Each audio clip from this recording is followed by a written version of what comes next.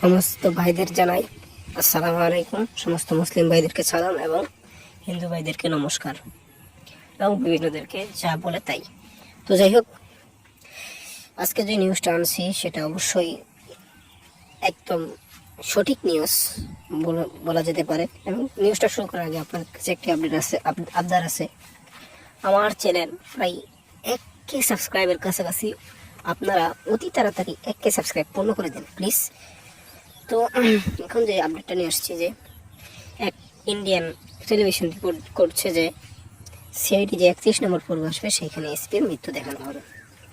তার যে আই গ্যাংয়ের কেস তো সেইখানে হয়তো টিম বিপদে পড়বে এবং এই টিমদেরকে বাঁচানোর জন্যই এসপির মৃত্যু, এমনটাই একটা পার্টিকুলার করে বাস্তবে না, কিন্তু ইয়ের ভিতরে আর কি।